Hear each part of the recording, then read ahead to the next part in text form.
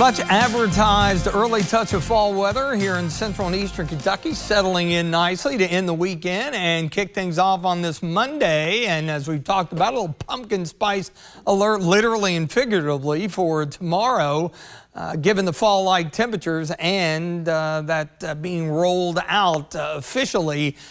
Also near record lows on the table into the midweek. I think Wednesday morning probably looking at our best potential there. And the dry weather hanging tough as we roll into Labor Day weekend, closing out August and kicking off September a week from today. A few fair weather cumulus clouds earlier on the visible satellite, the ones that are moving at a pretty good clip. Those are associated with a mid-level wave that's diving across the mid-south, and that's throwing a little bit of cloudiness, not dampening the day at all. Fantastic out there. Looks great in front of the Montgomery County Courthouse. See the flag laid out a bit. We've had a northwest wind at about 10 to 15. That'll back down a little bit. How about 75? Looking good and feeling good there.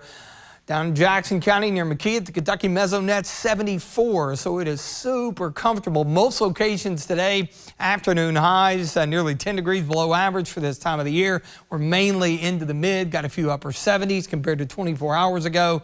Many locations nearly 10 degrees cooler, and we show you the dew point map because, of course, we show you this throughout the summer, and it usually has a lot of dark green on it, indicating well into the 60s, even low 70s to get this kind of dry air mass the last week of August. It's pretty unusual. High pressure responsible for it over the Dakotas is going to be moving eastward, and it's going to essentially squash this mid-level system to the south.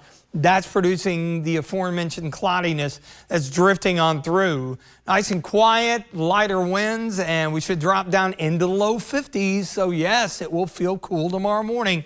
Got a few upper 30s and the upper 40s, that is. Don't want to get ahead of ourselves in the outlying areas. And then tomorrow, kind of a carbon copy.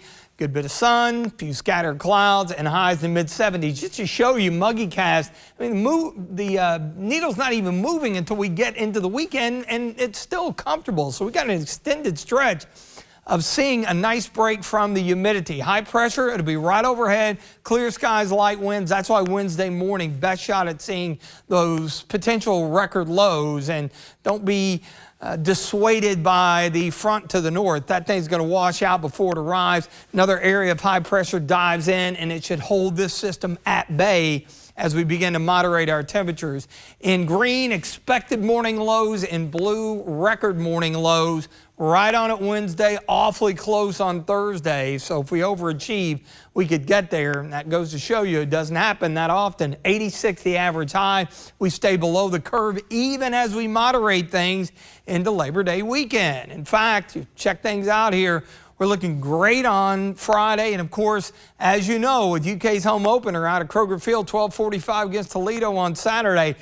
First couple of weeks, afternoon games can be a little dicey with heat, humidity, storms. Not this go-around. Should feel really good. Don't forget about sunscreen. Some of the data indicating maybe a little pop-up into Sunday and Monday, but I really think we're going to be in pretty good shape. Fair skies, cool, 52 coming up tomorrow.